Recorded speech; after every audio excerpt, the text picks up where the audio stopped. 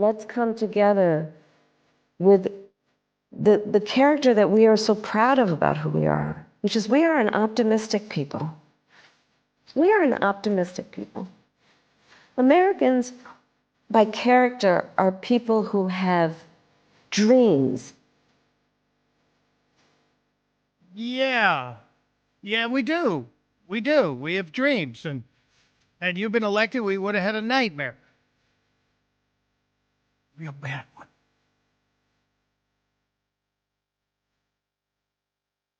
And welcome to New Year's Eve and the final Chris Plant show of 2024. It's Mike Opelka in for my buddy Chris Plant, trying to get to everything.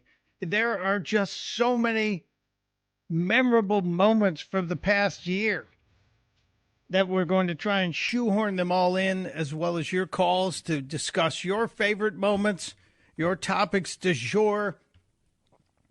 888-630-9625. What a year it has been. There's so many things. And what happened to the drone story? Does anybody know what happened to the drones? You know, 2 weeks before Christmas, we're all panicked. It started November 18th with drones in the sky over New Jersey. And then they were over New York, and they were over parts of Pennsylvania and even Delaware. And then suddenly nothing. They're gone. Did we know what they were all along, but we just didn't want to tell anybody? There's no drone stories now. They miraculously disappeared. Was it at the same time as the kerfuffle, second use of the word today, in Congress happened? The argument over the funding of the government? Because that seemed to coincide. And then suddenly the continuing resolution got through, and the drones were gone. Really weird. Anyway, back to Kamala Harris and the word salads and some of the dumb things she said this year. You think you just fell out of a coconut tree? Yeah, I think maybe we did, or somebody did. Somebody did. Thank God we don't have President-elect Kamala Harris. It really would have been an awful situation. Would have been a terrible situation. I think she stabbed her own future right on television, on live television. I think it was on The View. When she was on The View and she was asked if she was going to do anything differently. If anything, would you have done something differently than President Biden during the past 4 years? There is not a thing that comes to mind in terms of, and I've been a part of most of the decisions that have had impact. That moment right there, I think that's another one of those points. You could put a pin on that and say, okay, Kamala Harris on The View asked if she'd do anything differently. The country is hurting. People are having a hard time paying for their electric bills, their gas bills, paying for their groceries, credit cards. Debt is at an all-time high. People are very concerned. The price for mortgages didn't come down despite rate cuts. And what would you do differently? Well, I can't really think of anything. Nothing. I got nothing. I really don't. I think that showed the empty pantsuit of Kamala Harris. And it really was one of those things that helped push that majority towards Donald Trump. I don't know if you point to any one specific demographic. I think you point to many demographics where Donald Trump did so much better. So much better than he did the time before, and he did in against Joe Biden, which is just so amazing to me. I am constantly looking back and shaking my head and saying, how did they not see it? And how could they not admit that there was a gigantic problem? Did they think they were just going to skate through and everybody was going to let them go? One of the best moments, I think, of the year happened in the breakdown after the election. And one of those moments where we saw the reality of what was happening. It's all of 17 seconds on CNN where John King was talking to Jake Tapper. And he had the big map, they have the touch screen TV, and he's over there showing where Kamala Harris outdid Joe Biden. And it's a jaw-dropping realization. So you asked, are there any places that the vice president is overperforming Joe Biden in 2020? So we could show you that as well. We just bring that out here. Harris overperforming in 2020. Holy. So they put up the entire map of the country. Places where Harris is outperforming Joe Biden in 2020. I got to wind it back a little bit because I want you to be able to hear Jake Tapper when he sees the screen go from red and blue to completely black. Where did Kamala Harris outperform Joe Biden? It's overperforming in 2020. Holy smokes. There you go. So let this go away and see if there's anything on the east side there. Literally nothing? Literally nothing. Literally not one county? Not one county. Not one county did Kamala Harris outperform Joe Biden. It was unbelievable. Absolutely unbelievable. It was a miracle. It was an election miracle. And no matter what, the media kept trying to support her. Remember when she appeared on a daytime talk show with Drew Barrymore? I've never watched the show. I don't know anyone who has intentionally watched the Drew Barrymore show on national TV. But Kamala Harris made an appearance, and Drew Barrymore made an appeal. I've been thinking that we really all need a tremendous hug in the world right now. Yeah. But in our country, we need you to be Mamala of the country. Yeah, and the crowd went wild. We need you to be Mamala of the country? Somebody told that to her, and she said, oh, that's good. I got to do that. Yeah, we got to do. Let's make sure we do the Mamala thing. It got even weirder and creepier. Remember the hot sauce story with Hillary Clinton when she was on with Charlemagne the God, and they talked about, I happen to have hot sauce in my purse. Well, Kamala wanted to have her own hot sauce moment with Drew Barrymore. Ketchup packets in McDonald's are so good. Have you ever noticed that ketchup is just especially thick? It's like it's got a little sweetness in it. Yeah, because you have to work for it. You have to open the little thing. I got it right. Exactly. Squeeze it out. Like hold on to some extra ones because you just don't know. Yeah, sure. Sure, ketchup packets from McDonald's. That was a lie. That was a lie. That was a complete lie and almost as ridiculous as... We need you to be Mamala of the country. No, we don't. We don't. And then on the other side, before he dropped out of the race, Joe Biden went and sat down with the self-proclaimed king of all media, Howard Stern. And while Kamala was being feted as the Mamala, Howard Stern wanted Joe Biden to be the father of our country. We're lucky to have you in the Oval Office and serving as the father of the country, because if you're a good father to your family, which you are, I know you'd be a good father to the country. And I want to thank you for providing a calming influence. Calming influence. And you're a good father to your family. Shall we read from Ashley Biden's diary? Shall we go to the laptop and look at some of the tapes and photos that Hunter gave us? Shall we talk to the mother of the grandchild that you and your family totally ignored and denied for like the first 5 years of that child's life? Yeah, it was disgusting. Absolutely disgusting. But that was part of the media's complicit support of Biden when he was not capable. I'm not the only one who sees this.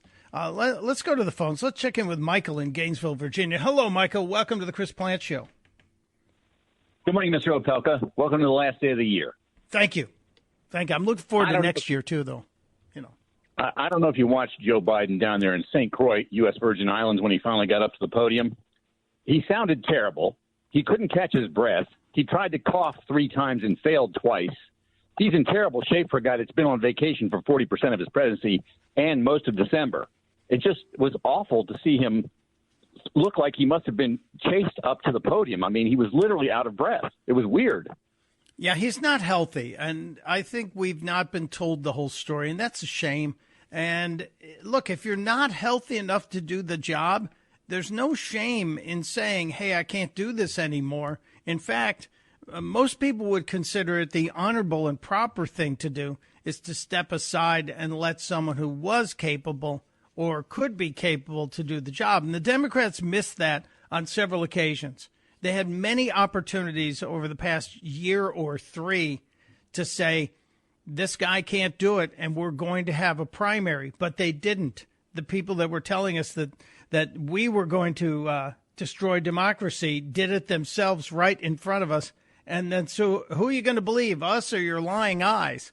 It really was sad, Michael. And it's sad for a family to have the guy that everybody has to put their eyes towards the floor when he starts speaking because they know what's coming. They know it's going to be embarrassing. Did you hear the update on Jimmy Carter? Okay, go ahead.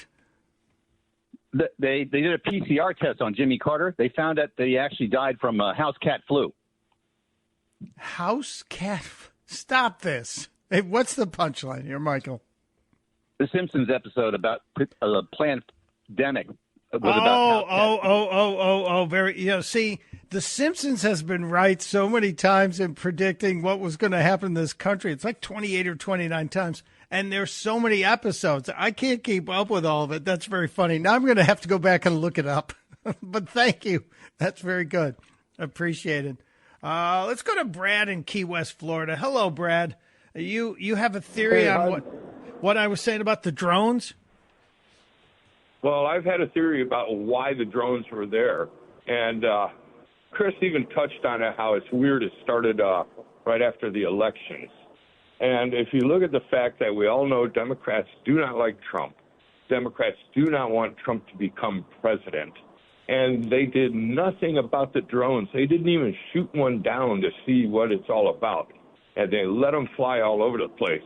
And my theory, which I hope I'm wrong, is those drones were gathering intelligence for a hostile nation. And if America gets attacked before January 20th, and there's martial law declared, Trump will not become president. This could be the last-ditch effort.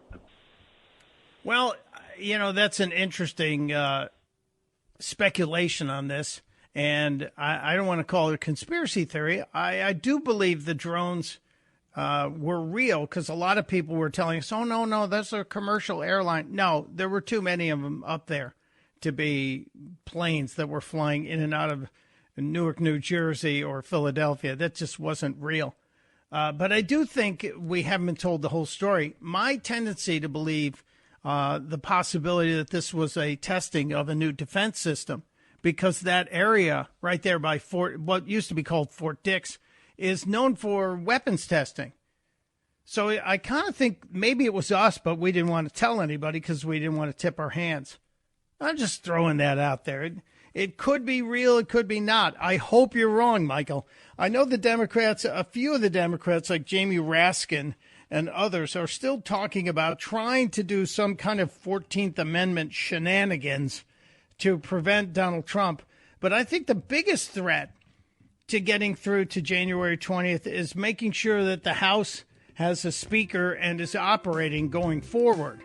And so that's kind of what I'm worried about ahead of that. It's fair to be worried about and concerned about the drones, but I hope you're 100% incorrect. Just my hope and prayer. All right, we have so many more clips to get to. There's some good ones remaining in the hopper. We'll share them. If you have a magic moment that you want to test us and see if we have it in our files, please, 888-630-9625. It's Opelka in for Plant on The Chris Plant Show.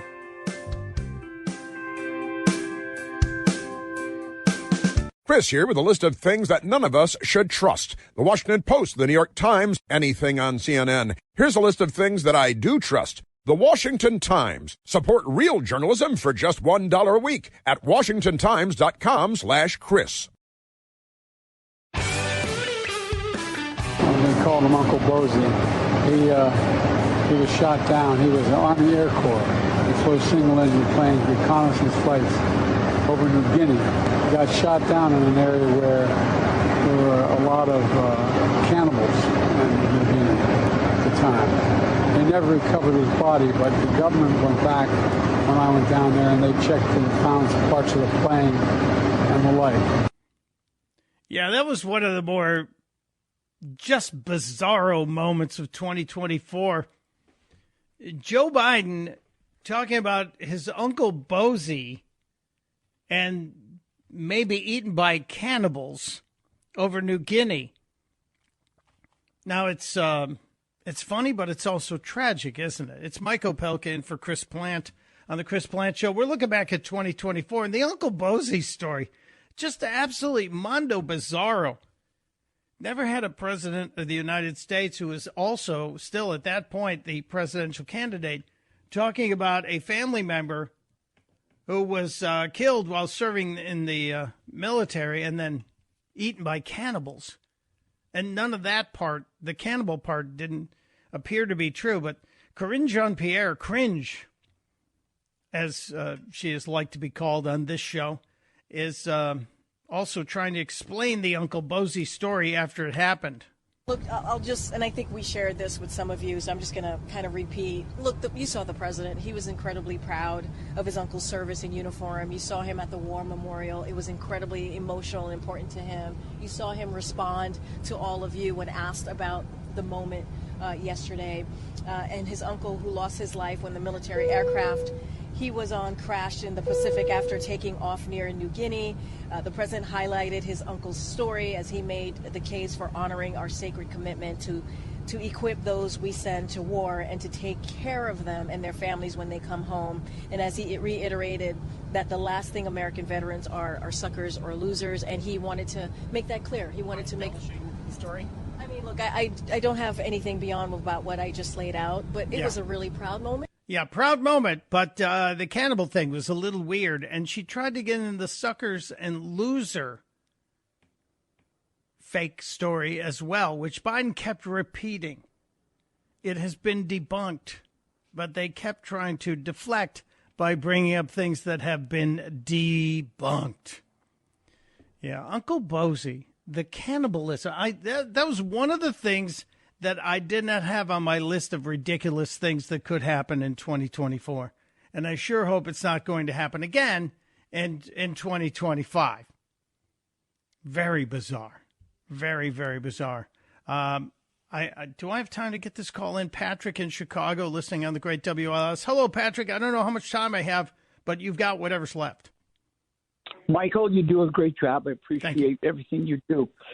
Concern about the inauguration, I do not think that Trump should be inaugurated out on the Capitol steps.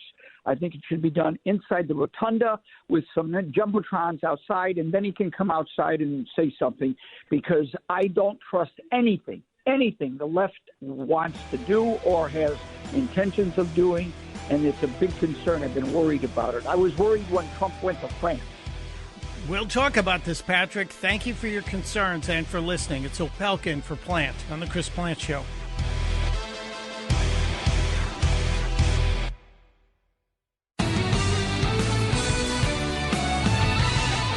We have fought too hard for women to be told to get out of the kitchen. We are now on our way to the Oval Office. We won't go back. Well, of course, Al Sharpton has to make an appearance in the 2024 look back. It is the Chris Plant Show. It's Mike Opelka in for my buddy Chris Plant. And it wouldn't be a look back at buffoonery if we didn't have Sharpton involved somehow. I think the naivety of some that question. The naivety, of course, the naivety. I wonder if he has a naivety scene somewhere in his home. I wonder if Sharpton will be one of the casualties of the decline of ratings by MSNBC. We know that Maddow's already been forced to take a massive haircut, $5 million. And the word is that the the racist Joy Reid, who sees racism everywhere. You know, she just looks around. I see racism everywhere. They could do an M. Night Shyamalan movie about her. But maybe Sharpton gets his comeuppance. Although he's a guy that applied the Jesse Jackson thinking in how he got his grifter money. And it is amazing. We're looking back at some of the biggest political stories of the year, the moments on which the campaign pivoted. I know everybody points to Butler, Pennsylvania, and the attempted assassination of Donald Trump. And I look back at Donald Trump's return to Butler, and I think that was another key. But when Donald Trump stood up, and you really can't hear it, after he was shot and the Secret Service agents piled on top of him to make sure he was safe, and the shooter was dispatched, and then they said, we got to move him, we got to get him out of here, he's bleeding from the ear, and they stood Donald Trump back up, and he thrust his fist in the air and said, fight, fight, fight. I was watching the event live on television, and I thought he said something else at first. And I had to rewind back quickly. No, he said fight. It wasn't another F word. But that, I think, was one of the massive moments on which this campaign pivoted. And then the left realized, oh, we're in deep trouble. And yes, they were. But Trump's rallies throughout the year were something to behold. They really were something that you should have seen, and there were messages that were delivered that I think resonated with the people all across the country, like when he was in Michigan. We're going to throw out Bidenomics, and we're going to replace it with Maganomics.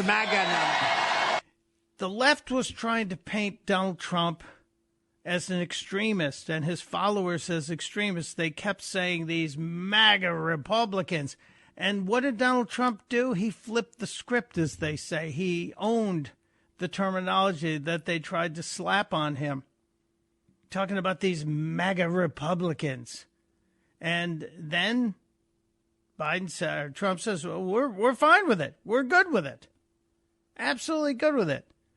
Donald Trump again in Georgia, delivering some great campaign rhetoric.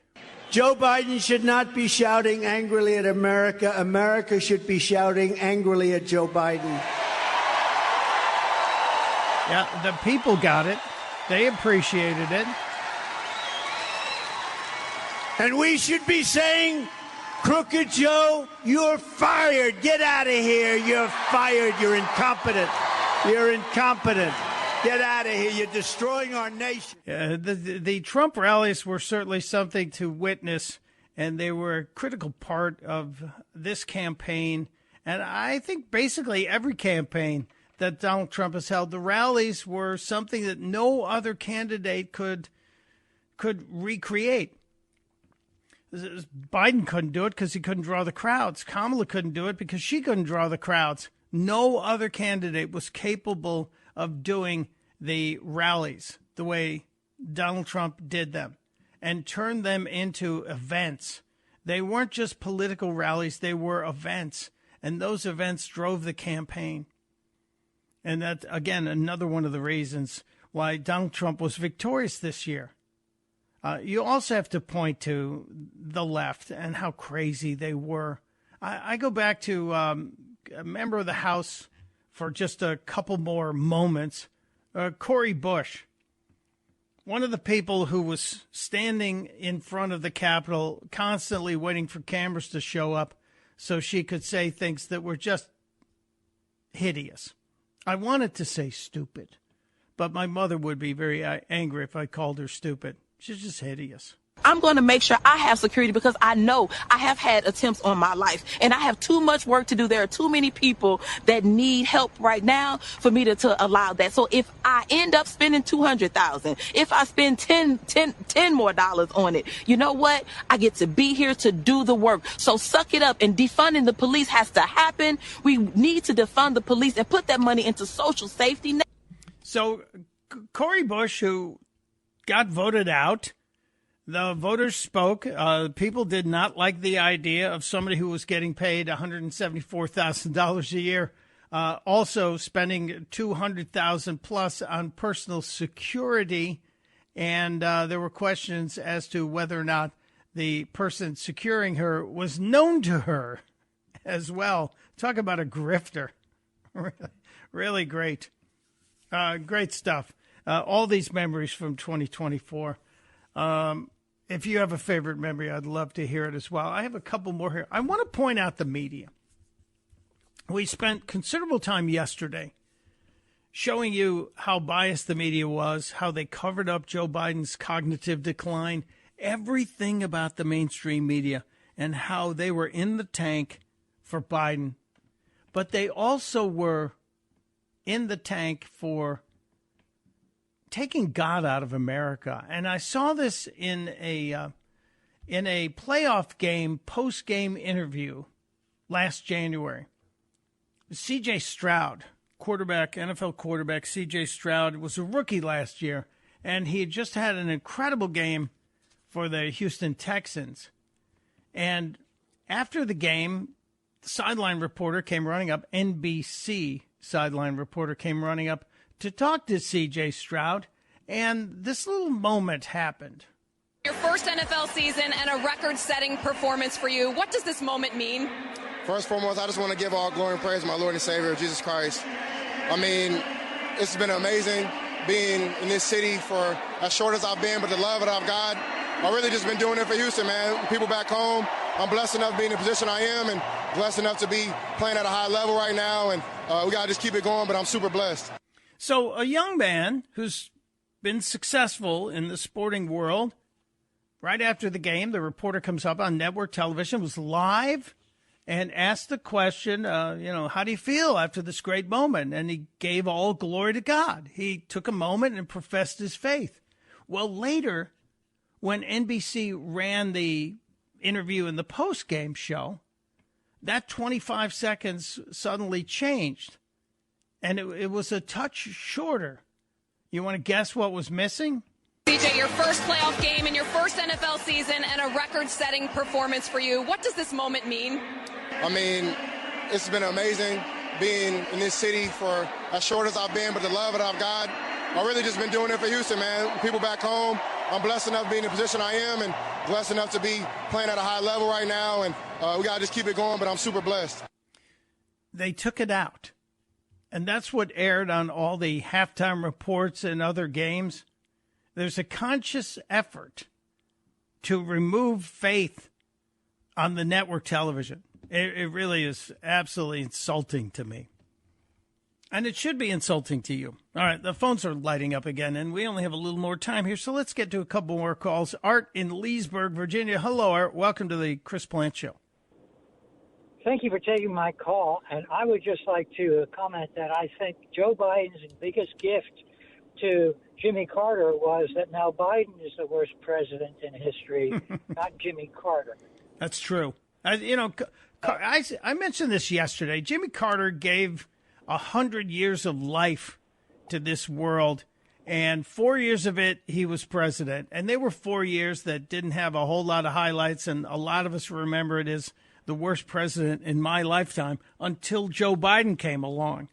And so much of Jimmy Carter's years after he left the presidency are worthy of giving the guy credit for being a helper to his community. But he was a bad president, and he didn't help America that much.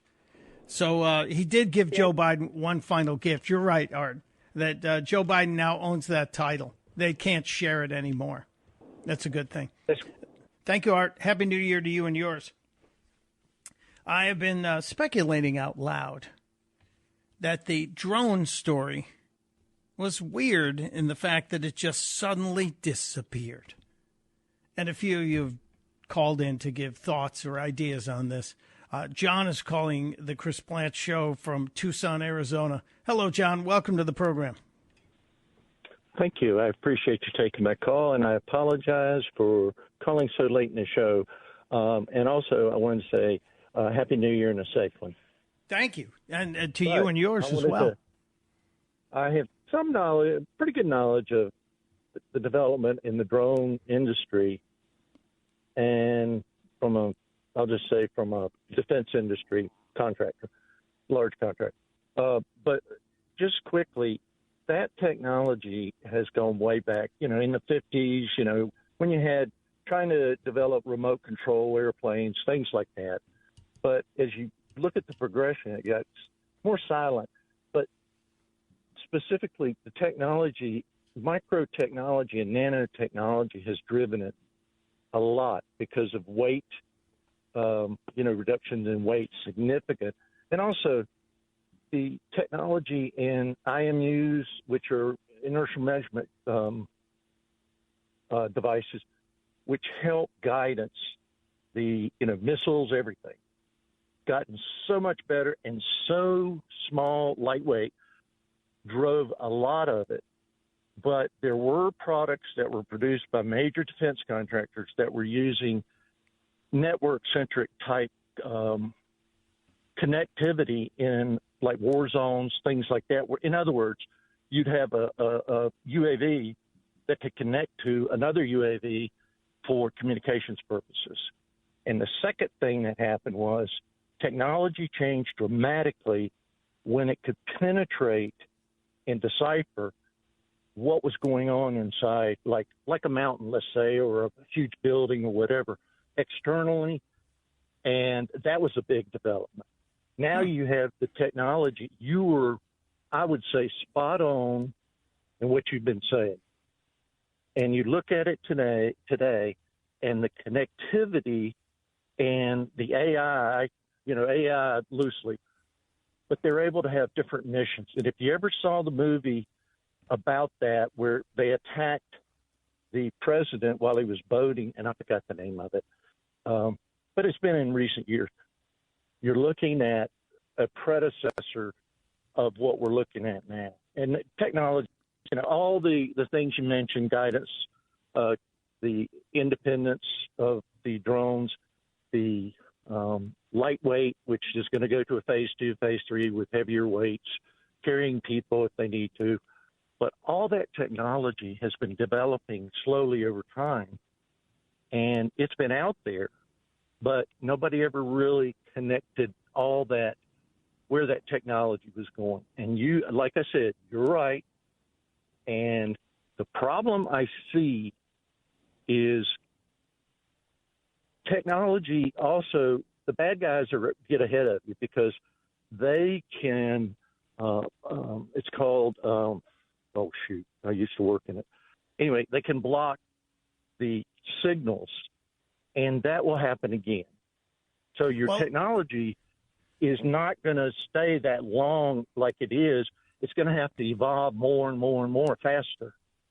And that is the way the computer world works, and the technology of the computers that drives these vehicles, these drones, is advancing almost daily. And they say every 6 months it's leaping by double. Or I think they even talked about it being a geometric versus arithmetic progression in terms of how the technology goes. But John, and I don't mean to get too wonky on this, as I know we're near the end of the show here. If these drones are able to talk to each other and work with each other and have developed intelligence and then can enact a mission and their communication, don't we also have the ability to jam and shut them down remotely from the ground as well? Wouldn't that follow?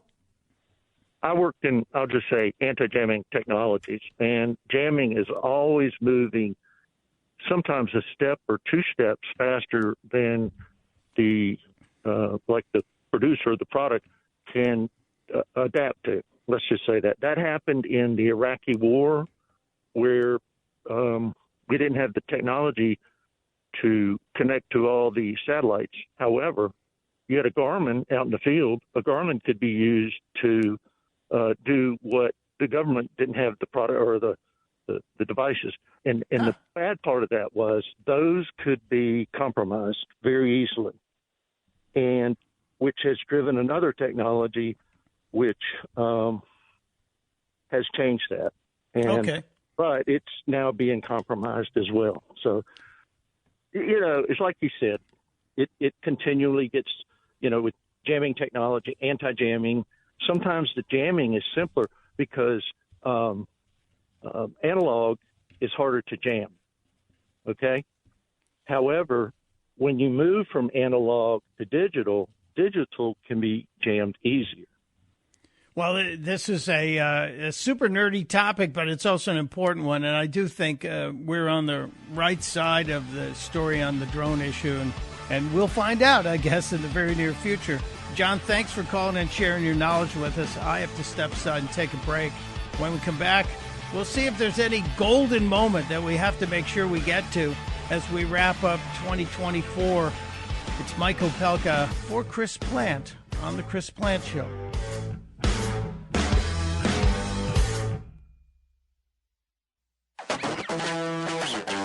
Can I make a suggestion? I move that every newspaper in America quits doing any fact checks on Joe Biden until they fact check Donald Trump every morning on the front page. It is ridiculous that the New York Times fact checked Joe Biden on something. Yeah, how dare you? How dare you fact check Joe Biden? Claire McCaskill and MSNBC wonders why they have zero credibility. Zero credibility. How dare you fact check him? Yeah, how about we fact check everybody? If you want to get all hot and bothered about it, fact check everybody. It's Mike Opelka in for Chris Plant. Hoping you and yours are going to have a great New Year's Eve. Be safe. And then we'll have a great 2025 together. We'll kick it off together on Thursday. I want to try and get a few more in here. There is a moment that I was genuinely concerned the left was going to be able to make hay out of this. And there was a moment where Donald Trump said something about what was happening in Ohio with the Haitian immigrants who showed up.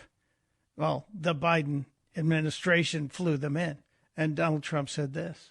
Springfield, they're eating the dogs, the people that came in. They're eating the cats. They're eating the pets of the people that live there. That lit a fire on the left side, and they lost their minds. But at the same time, it also lit a fire of comedy. And there was a hit song called They're Eating the Dogs, They're Eating the Cats. And much like Donald Trump turning the Biden comment about garbage, saying MAGA people is garbage, and Donald Trump shows up in a garbage truck, this turned a potential negative into a positive. And there really was the flipping the script theory that kept going throughout this entire campaign. There were a couple of other fun moments that feature that alien, James Carville. It's going the wrong way. It's not working.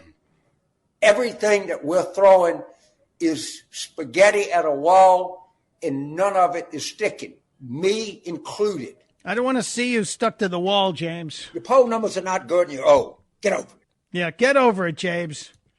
All right, have a great New Year. Be back here Thursday. Thank you, Michael. Thank you, Jane. Thank all of you listening. Till next time, testudo, my friends.